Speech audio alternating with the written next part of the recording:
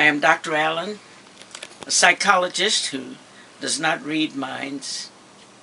I'm a warrior, a soldier who's never killed a soul.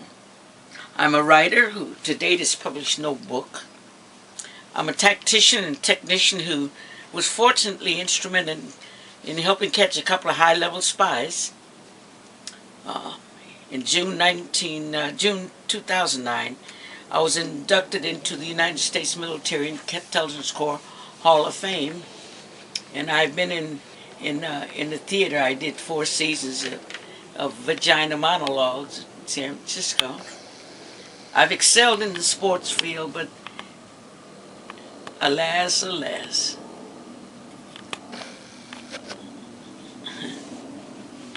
Labels are the blindfolds of our lives. And I begin here now with humility. But yesterday, and this is really big for me, yesterday I was, today I am, tomorrow, when is that? When my friends asked me to do this presentation, I saw it as a way perhaps to let you have a window into which very few people get to peek, or even for that matter, get to even... When my friends first asked me to do this presentation, I saw it as a way to perhaps let you have a window into which very few people get to peek, or even want to, for that matter. Because many seldom get to see the way some women have dealt with, and are still dealing with, being a guardian of this United States. But when I started, I was asked questions to myself. When I was asked back in June, I asked myself, do I talk as a woman, as a soldier, as a pacifist, or as a little old lady who has been there, done that? Incidentally, I'm all of those. What I am not, however, is the traditional image of the warrior hero myth. I found it necessary in my military time, for my very survival and upward mobility, I found it necessary to affect the balance between what was expected of me in the traditional organizational role and what I had established as my own goal. And as a result of this equipoise, I was alternately labeled rebellious, ambitious, aggressive, intelligent, among others. I did not think that I could win the war or even the battle, but I had as much right to pursue my goals as others did, because I felt my needs had equal validity and were essential to my own sense of self. Let's talk about that myth. That word really gets in my way. And one reason is that while I was in the military, so many people saw me as an unverifiable entity. As a woman soldier in Vietnam, my sole existence was to supply valuable intelligence to those soldiers who were shooting bullets and trying to avoid stepping on punji sticks, I'll be better, and avoiding the ever-imminent ambush or sapper attack from the enemy in the field. In all truth, we women didn't fly planes. We didn't fly the planes that dropped the bombs. They do now. But we didn't have lanyards to pull or choppers to fly to pick up the wounded. Admittedly, we didn't do a lot of those things that were considered at that time manly chores. But please understand, however, that without the personnel and supply accounting procedures, among other things, that many of you, by the way, also did the same things, but without that, that gun couldn't be fired and the lanyard couldn't be pulled, and on ad infinitum. I arrived ad infinitum. But my battleground was in the streets of Saigon, and before that, my battleground was what turned out to be the not-so-safe ground in the then largest army headquarters in a foreign land. When I first arrived in Vietnam in October 1967, I was standing in the Tan Son Nhut airport mingling with the other soldiers, all 237 of them, all men, who flew over with me. And orders were being read, and soldiers were joining their groups. Individuals were being summoned, and suddenly there I was, the only new soldier soul left in the airport. Seems nobody knew what to do with this vision of round-eyed beauty standing in this airport in this war-torn country. But they actually did not believe that I was supposed to be there. And even when I gave them copies of my orders. And that was the season of my incredibility. But the war for me personally and for many of the other women was twofold. On the one hand, we had to go through the same fears and frustrations of jumping in bunkers and waiting for attacks on and around our perimeter. We anticipated direct hits from mortars and rockets and sapper attacks. Fortunately, only one rocket found its mark inside our compound during my 3-year tour in Vietnam. Luckily, though sadly, I had left ground zero just about 5 minutes or so before a 122 millimeter rocket shattered the bomber squad's hooch and left 5 of my friends blown to bits. We waited fearfully for the not-so-infrequent mortar and sapper attacks on the ammo dump. As you know, that dump was the largest ammo supply point in Vietnam and only 4 short blocks from my hooch on Long Binh. And we often saw and helped with the torn bodies brought in hourly into the 24th Evac Hospital. On the other hand, we women had to suffer the frustrations of not being taken seriously. Many of the men had problems accepting the fact that we were as well trained and often better trained in our professions as they were in theirs. The women who were not out in the field were, nevertheless, and like many of you were, they were working hard to make actual combat easier and healthier and safer, if those terms can be viewed in valid perspective. Easier for those who had to be out on patrol and are out in the boonies dodging bullets and shooting guns. And I personally experienced frustration as the Army Operations Center Senior Intelligence Analyst at USAV headquarters. And I want to add here that intelligence specialist or intelligence is not a contradiction in terms. It's not an oxymoron. But every day for my first full year I spent in Vietnam, I had to listen to doubting Thomases insinuate and even tell me that I couldn't pour piss out of a boot with directions on the bottom saying turn upside down. Of course, that only added to my frustrations as I saw many of those same doubters not having heeded or listened to good intelligence. And I watched them return to base without their buddies or with some of their good buddies on gurneys en route to the 24th Evac Hospital, often on their way to die. And I still often think of the many times we women had to prove ourselves, and I want you to know that the frustrations carried over when we got back to assignments here in the States. One of my Vietnam vet sisters told me a few years ago that she felt unworthy to even be called a veteran.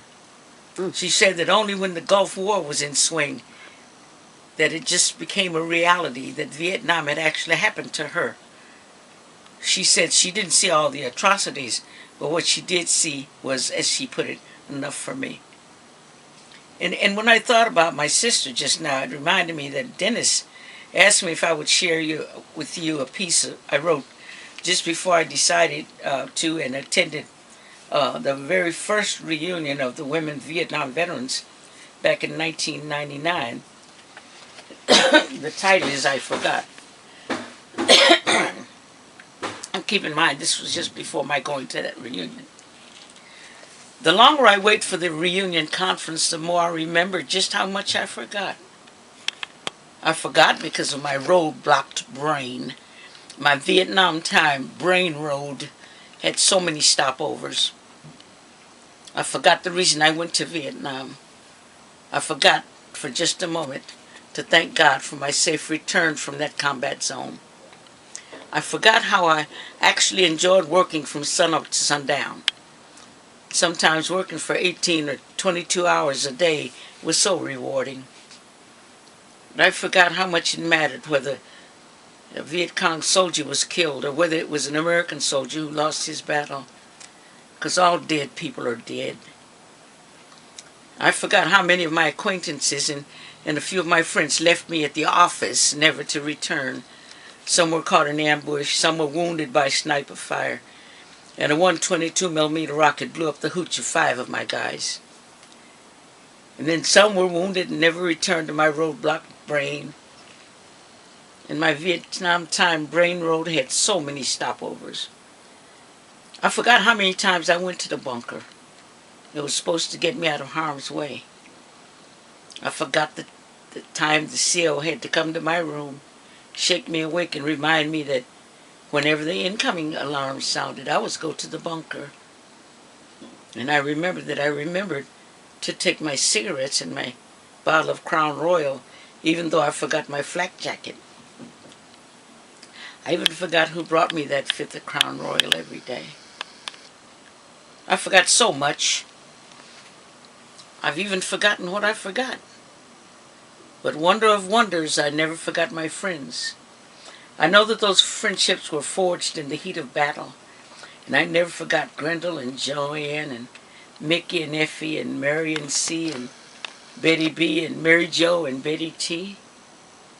I never forgot the Shirleys and the Marys and the Jonies, the Donnas, the Claires, the Pats, the Annas, nor the Lauras. They are forever here in my heart. They helped me through the nightmares and the PTSD, and the very moment that I recognized the sad period approaching, I call on my Vietnam sisters who helped me through my Vietnam time. And at least one or two of you were always at one of those stopovers on my Vietnam time road. And now I get a chance to offer my sincere thanks to all my sisters. Thanks for listening when I tried to be mama, and thanks for ignoring me when you thought it best. Thanks for inviting me to enjoy a swim with you in our little backyard pool. Thanks for being my friend. Thanks for being my friend, and may God bless you all. That was Vietnam, but it's still happening. And I wrote this on the 15th of June, right here in Oakland. Right there in Oakland. Because Vietnam is still so vivid. And I titled this, Mommy, Mommy. Now, sometimes, more often than not, nowadays, I call out for my mommy. Before, it was always mother when I needed her. But I remember back when I was just a young'un, when we used to call her mama. And one afternoon, she was having a meeting with her friends, and we kept interrupting with 4 kids, kept interrupting. And afterwards, Mom called us in and asked if we could please call her something besides Mama, Mama this, Mama that, Mama this. And we were just laughing and laughing. Mom said she was getting tired of hearing Mama this. Of course, like I said, we were just cracking up. But so naturally we asked, well, what should we call you? Because, so you still are Mama. And her simple reply was, why don't you just call me Mother?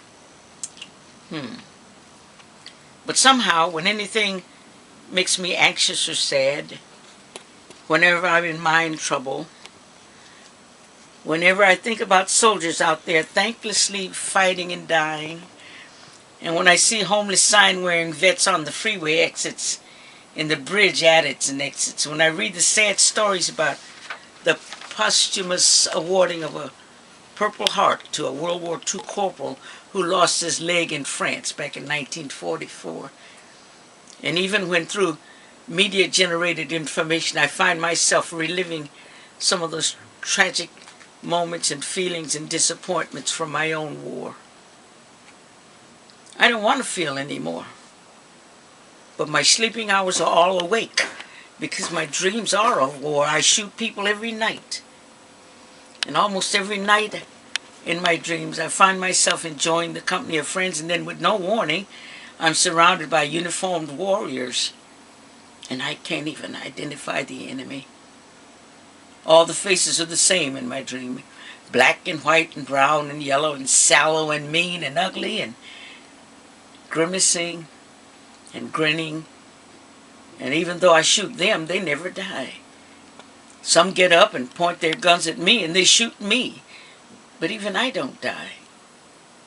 And sometimes something triggers unhappy memories, though I never dream of politicians. But I spent 10 combat campaigns in Vietnam from 1967 to 70. I can't go back to Vietnam. I earned those 3 Bronze Stars. No valor, but after all, what is valor? Valor is what our men and women of today are made of. And I bet you, like me all those years ago, they can't look at a face and boldly proclaim that is the face of my enemy. So I wake up from my dream, and most times I fight myself awake just to quell the mayhem. I find myself in a struggle to remember the dream. I don't want to forget. I do want to forget. I don't want to forget. I do want... It's all so confusing, especially here in my new autumn years. I find myself calling out for Mommy, Mommy. But now I know Mommy can't help. Only God can. Only God can.